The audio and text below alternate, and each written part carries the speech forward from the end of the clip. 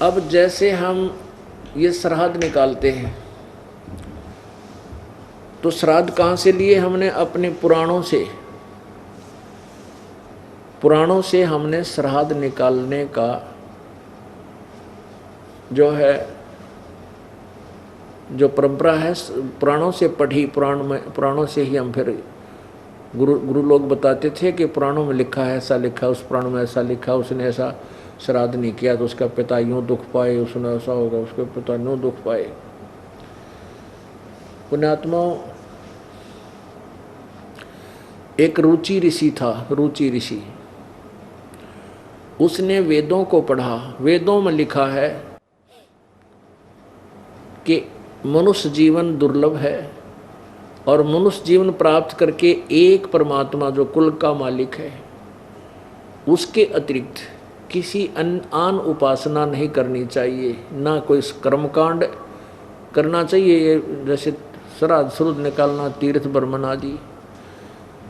केवल एक परमात्मा की साधना करनी चाहिए, वही पूर्ण मोक्षदायक है और उसकी भक्ति अनन्य मन से करनी चाहिए। तो उस पुण्यात्मा ने जैसा भी विचारों वेदों को समझा, उसके आधार से उसने ब्रह्मचर्य का पालन किया और वेदों अनुसार जो भी उसको साधना की प्राप्त हुई थी कर रहा था। उसकी 40 साल की उम्र हो गई थी, 40 वर्ष की। तब उसके 3 पहले के 4 पिताजी, दादाजी, परदादाजी और चौथा दादाजी, ये 4 पितर दिखाई दिए। उन पितरों ने कहा कि बेटा तू शादी करवा ले, तू विवाह क्यों नहीं करवाता, आप शादी करवाओ और हमारे श्राद्ध निकालो, हम अधोगति को प्राप्त हो रहे हैं यदि तू हमारे श्राद्ध नहीं निकालेगा। अब रुचि ऋषि सामने ऊपर आकाश में अपने 4 दादा, पिताजी, दादा, परदादा और चौथे दादा को देखकर एकदम सहम गया, प्रभावित हुआ, हाथ जोड़कर कहने लगा कि हे पितामहो, वेद में इस कर्म कांड को, यानी जो श्राद्ध आदि आप करने को कह रहे हो, इसको तो अविद्या लिखा है कि मूर्खों के काम है ये करना, फिर आप मुझसे क्यों करवा रहे हो, ऐसे कर्म में मुझे क्यों लगा रहे हो? और पितर भी स्वीकार करते, कहाँ बेटा, वेदों में इसको अविद्या ही लिखा है, फिर भी ऐसा है वैसा है, तगड़मबाजी मारते हैं। कोई बात हुई? एक राजा का संविधान है, राजा का विधान है कि ऐसा करोगे तो तुम्हें ये सजा मिलेगी। जैसे किसी ने किसी की हत्या कर दी तो उसको सजा मिलेगी, 20 साल की कैद होगी, और उसके विपरीत उस कानून को तोड़ने से। अब जैसे एक दरोगा का मित्र था एक व्यक्ति गांव में, तो उसने अपने मित्र दरोगा से, जो उसी क्षेत्र का प्रभारी था, उसे जाकर कहा कि मेरा साथ वाला घर में मेरा एक पड़ोसी मुझे बहुत परेशान कर रहा है, मैं बहुत तंग कर रखा हूँ उसने। तो उस दरोगा जी ने कहा उसके मित्र ने कि तू मार उसका लठ, माफ देख लूँगा। अब दरोगा जी के आदेश का पालन करते हुए उस व्यक्ति ने आकर अपने पड़ोसी के झगड़ा ठान लिया और लट्ठम लट्ठा हो गया, उसका सिर में चोट लगने से वो पड़ोसी मर गया। अब पड़ोसी मर गया तो राजा का विधान टूट गया, तो उसको पुलिस पकड़ कर लेकर गई और जेल में डाल दिया, उसको सजा हुई। अब क्योंकि उसने राजा का विधान तोड़ दिया, एक अधिकारी के कहने थे, अधिकारी की आज्ञा का पालन कर लिया और राजा का विधान तोड़ दिया तो दंड का भागी हुआ। इसी प्रकार हमारे वेदों और गीता जी में परमात्मा का विधान है, उसके अनुसार साधना हमने करनी है, उसके विपरीत नहीं करनी चाहिए। यदि उसके विपरीत कोई देव है, चाहे ब्रह्मा है, चाहे विष्णु है, चाहे शिव है, या कोई और ऋषि है, महर्षि है, कोई आज्ञा करता है उस परमात्मा के विधान के विपरीत कोई साधना करने को, तो वो शास्त्र विधि विरुद्ध साधना है। और गीता जी अध्याय नंबर 16 के श्लोक नंबर 23 में लिखा है कि शास्त्र विधि को त्याग कर जो मनमाना आचरण करते हैं, वो मनमानी पूजा करते हैं, ना उनकी कोई गति होती है, ना कार्य कोई सिद्धि होती है, ना उनका कोई सुख प्राप्त होता है, उनको व्यर्थ होता है। पितर खुद स्वीकार कर रहे हैं कि जो भी आप क्रिया कह रहे हो वेदों में इसको अविद्या बताया है, और स्वयं कह रहे हैं कि पुत्र फिर भी ऐसा है ना, पितर ये दे देते हैं, पितर वो दे देते हैं, तो वो आदेश पितरों का है। विष्णु पुराण के अंदर यहां तक प्रमाण लिखा है कि श्राद्ध निकालने के लिए ब्राह्मण बुलाने चाहिए, जैसे पितरों के लिए तो इवन नंबर और देवताओं के लिए ऑड नंबर है। फिर उसमें आगे बताया है कि यदि 1000 ब्राह्मणों के 1000 ब्राह्मण बुलाए गए हों श्राद्ध निकालते समय, और उनके सामने उनके समक्ष एक योगी यानी तत्वदर्शी संत एक अकेला ही वहां बुला लिया जाए श्राद्ध क्रम में, तो वो तत्वदर्शी संत उन 1000 ब्राह्मणों का भी उद्धार करे और यजमान का भी उद्धार करे। तो पुण्यात्माओं, परमात्मा कहते हैं एक का साध्य सब सदय, सब साध्य सब जावे, और माली सींचे मूल को फिर फले फूले अगावे। हम क्यों ना उस ऐसे तत्वदर्शी संत की खोज करें जिससे हमारा भी उद्धार हो और हमारे पितरों का भी उद्धार हो, उन पितरों का भी उद्धार करे वो योगी।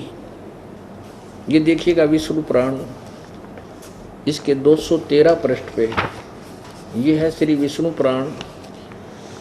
इसके श्री विष्णु पुराण अनुवादक हैं श्री मुनिलाल गुप्त, और कहाँ से ये प्रकाशित और मुद्रित है?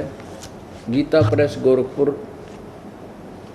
गोविंद भवन कार्यालय कोलकाता का संस्थान है। इसके 213 पृष्ठ पे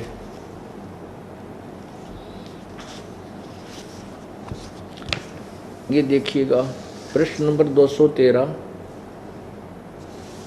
और तृतीय अंश, अध्याय नंबर 15 और 16, ये 16 में है। अध्याय नंबर 15 के लास्ट में है कि हे भोपाल, पितर गण का आधार चंद्रमा है और चंद्रमा का आधार योग है, इसलिए श्राद्ध में योगी जन को नियुक्त करना अति उत्तम है। हे राजन, यदि श्राद्ध भोजी 1000 ब्राह्मणों के सम्मुख एक योगी भी हो तो वह यजमान सहित उन सब का उद्धार कर देता है। अब फिर हम क्यों डले डोआ, नरे ब्राह्मण बुलावा, इधर तो फिर 4 बुलाओ, 2 बुलाओ, 10 बुलाओ, तो क्यों ना हम एक ही तत्वदर्शी संत की शरण ग्रहण करें जो ब्राह्मणों का भी उद्धार कर दे और हमारा भी उद्धार करे। अब वो रुचि ऋषि की जो कथा है वो ये मार्कंडे पुराण के अंदर है, रुचि ऋषि की कथा। अब देखिएगा इसके 242 पृष्ठ पे, ये मार्कंडे पुराण, ये है मार्कंडे पुराण,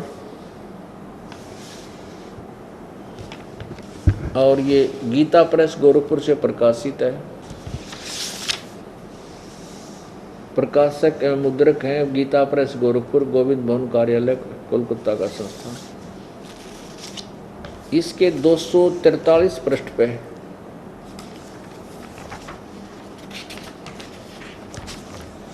ये देखिएगा, 242 पृष्ठ से प्रारंभ होता है संक्षिप्त मार्कंडे पुराण। नीचे रोच्चे मुनि की उत्पत्ति कथा। रोच्चे मार्कंडे जी कहते हैं, ब्राह्मण पूर्व काल की बात है, प्रजापति रुचि ममता और अहंकार से रहित इस पृथ्वी पर विचरते थे। उन्हें किसी से भय नहीं था। वे बहुत कम सोते थे। उन्होंने न तो अग्नि की स्थापना की थी न अपने लिए घर ही बना रखा था। वे एक बार भोजन करते और बिना आश्रम के रहते थे। उन्हें सब प्रकार की आसक्तियों से रहित एवं मुनिवर्ती में रहते देखकर उनके पितरों ने उनसे कहा। पितर बोले, बेटा, विवाह स्वर्ग और अपवर्ग का हेतु होने के कारण एक पुण्यमय कार्य है, उसे तुमने क्यों नहीं किया? गृहस्थ पुरुष समस्त देवताओं, पितरों, ऋषियों और अतिथियों की पूजा करके पुण्यमय लोकों को प्राप्त करता है। अब देखो, एक गृहस्थ पुरुष समस्त देवताओं, पितरों, ऋषियों और अतिथियों की पूजा करके पुण्यमय लोकों को प्राप्त करता है, मोक्ष नहीं। वह सभा के उच्चारण से देवताओं को सवधा, शब्द से पितरों को तथा अन्नदान बलि वैश्वदेव आदि से भूत आदि प्राणियों एवं अतिथियों का उनका भाग समर्पित करता है। बेटा, हम ऐसा मानते हैं, यानी फाइनल नहीं है, हम ऐसा मानते हैं कि गृहस्थ आश्रम को स्वीकार न करने पर तुम्हें इस जीवन में कलेश पर कलेश उठाना पड़ेगा और मृत्यु के बाद में और दूसरे जन्म में भी कलेश ही भोगने पड़ेंगे। अब रुचि ने कहा, पितरगण, परिग्रह मात्र अत्यंत दुख है एवं पाप का कारण होता है। उससे मनुष्य की अधोगति होती है। यही सोचकर मैंने पहले स्त्री संग्रह नहीं किया। मन और इंद्रियों को नियंत्रण में रखकर जो यह आत्म संयम किया जाता है, वह भी परिग्रह करने पर मोक्ष का साधक नहीं होता।